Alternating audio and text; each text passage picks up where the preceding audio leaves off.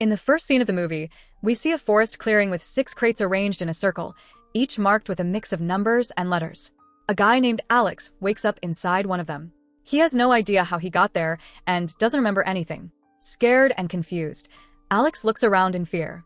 Realizing no one is coming to help, he desperately tries to escape. But the crate's windows are blocked with iron bars, and the walls are too strong to break. Through the small window, Alex sees other crates and calls out, hoping someone is inside, but there's no response. Exhausted from his efforts, Alex pauses to think of another way to save himself. He empties his pockets and finds his phone. He tries to call 911, but there's no signal in the forest. Stretching his hand outside the crate with the phone, he tries to get a signal, but nothing works. After a while, Alex notices some nails in the wooden wall. An idea hits him. He pulls out some keys from his jeans pocket and starts scraping around one of the nails, trying to pull it out. But it's tough work, and he spends too much energy trying to remove just one nail. Night falls, and Alex is still struggling with the nails. Soon, his stomach growls. He hasn't eaten all day. Strange noises come from outside, but after a long, tiring day, he falls asleep on the floor of the mysterious crate. The next morning, Alex wakes up in a bad mood, aching from sleeping on the hard floor. But he's shocked to find a tray of food and a glass of water inside the crate. Starving, he digs into the rice, finally easing his hunger. While eating, he hears the sound of an aircraft flying nearby, but no rescue comes. Frustrated, he smashes the plate against the wall. Then, he relieves himself in the water cup, throws the contents outside, and goes back to scraping the nails. But the walls still won't break. Looking outside again, Alex spots a diary on the ground. Determined to get it, he removes the laces from his shoes, ties them to his jacket sleeves, and creates a makeshift hook to pull the diary toward him. After several failed tries, he finally succeeds. Inside the diary, he finds information about several young people, including photos. One of them is him. Shocked, Alex throws the diary aside. He now realizes that his captivity wasn't random. That night, Alex suddenly wakes up and finds a chainsaw inside the crate. Stunned, he starts it and cuts a hole through the wall. He escapes and runs into the dark forest. Eventually, he finds a road, stops a passing car, gets in, and leaves the nightmare behind. But then, it turns out the escape was only a dream. Waking up still trapped, Alex records a message on his phone, just in case he doesn't make it out. Exhausted, he says he doesn't know how or why he ended up there. He only remembers waking up locked in the box. He's been trapped for 2 days and believes the captors want him alive, since they keep feeding him. He talks about all his failed escape attempts and expresses love for his family, though he's not even sure if they exist due to his memory loss. Soon, the phone battery dies and Alex falls asleep again. Meanwhile, in a nearby crate, lights come on and mysterious figures in black cloaks appear. In the morning, Alex eats his usual breakfast. In the next crate, a girl named Julia wakes up. She's terrified and confused, just like Alex was. She asks if anyone is there, and Alex quickly replies. Julia hopes Alex can explain why they're trapped, but he admits he knows nothing, just that he's been there for 3 days. She also remembers nothing, but believes they'll find a way out. Alex, however, tells her he's already tried everything and escaping is impossible. Trying to calm her down, Alex explains that someone delivers food and water every night, so they're being kept alive.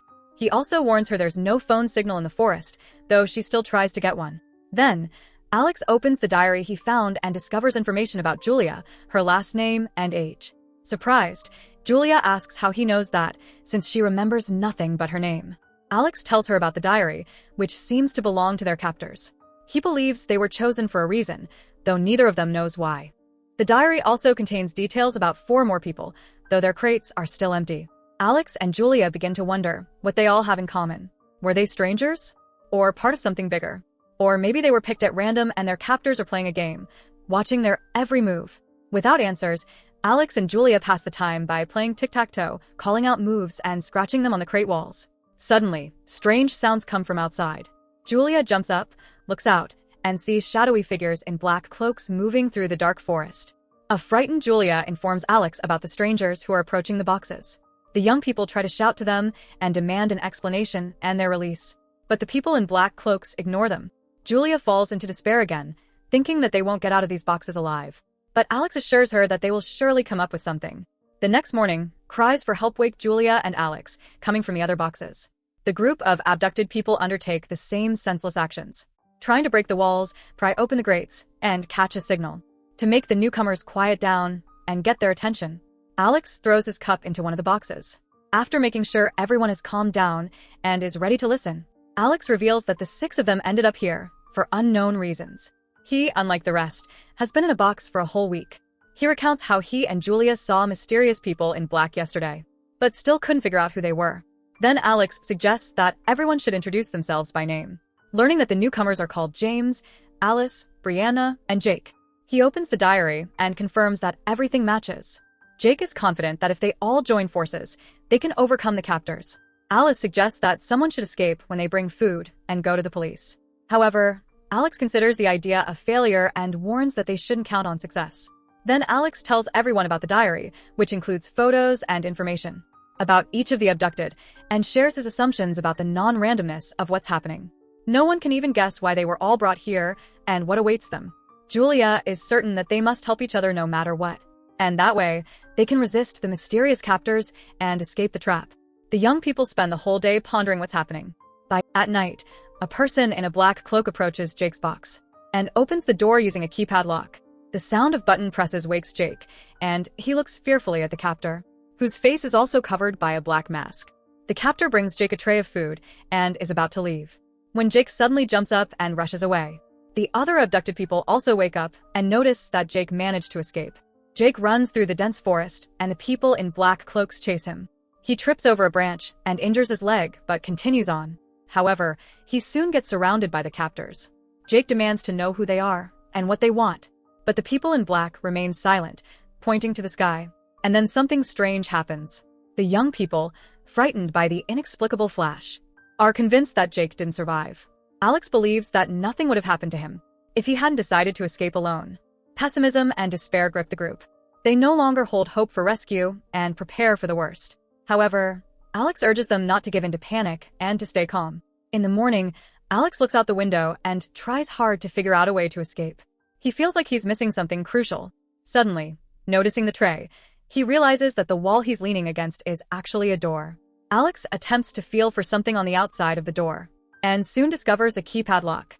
But he can't see it properly and intends to use his phone's camera, but the battery is dead. So, Alex tries to wake Julia to use her phone. Julia throws her phone out the window, and Alex pulls it closer, using the same method he used for the diary, hooking it with his jacket strings. With Julia's phone in hand, Alex records the button layout on video. Julia doesn't immediately understand what Alex is doing, but he explains that all the boxes have keypad locks, and he needs to figure out the code to open them. Suddenly, Julia gives Alex a brilliant idea, reminding him of the letters on each of the boxes. Alex returns to the diary and decides to tear out pages with information about the abductees, to try looking at the information differently. Finally, he realizes that the numbers and letters on each box are not random. Alex arranges the numbers in order, scratching them on the wall, and then labels them with the corresponding letters, forming the code, New Era. Carefully pressing the necessary buttons, Alex enters the code, and the lock successfully disengages. He pushes the door, and it falls to the ground. Alex rushes to Julia's box and frees her. Now the two of them run towards the other boxes, aiming to rescue the remaining captives as quickly as possible. The liberated group of people is bewildered, asking Alex how he managed to open the doors. He promises to explain later. Right now, they need to escape. They flee into the forest, hoping to eventually reach a road. However, after a while, luck runs out for Julia again.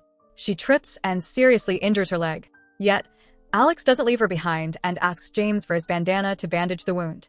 Alex and Julia attempt to continue at a slower pace, while James, Brianna, and Alice run ahead, promising to send help for them. But suddenly, Alex and Julia are surrounded by the people in black cloaks. They capture them and return them to the clearing with the boxes. Soon, they bring the other captives, who didn't manage to escape. Alex tries to inquire from the captors about their motives, but they remain silent and repeat their mysterious ritual, pointing to the sky. Looking up, the group sees a gigantic spaceship directly above them. Then they leave the planet just as a massive asteroid approaches it. Suddenly, the scene shifts to the coastline, where the people have been mysteriously transported. Julia wakes Alex up and informs him that the spaceship is already leaving. Alex, bewildered, notices that the wound on Julia's leg has disappeared, and she joyfully reveals that they healed her. Alex, like everyone else, doesn't understand what's going on. Soon, they notice Jake, unharmed and whole. He claims that the enigmatic people in black explained everything to him. As an asteroid approached Mars, their home planet, the beings in black found a new home for them on Earth to revive life and start anew. Alex doesn't comprehend the significance of it all and wants to know where they are. Finally, the guys realize they're the chosen ones and will begin something new and amazing. So, on Earth, the first year begins. While on Mars, it's 3044, and after the asteroid impact, it's unfit for life. So that's it. Hope you enjoy the story. Subscribe and press the bell icon for more videos.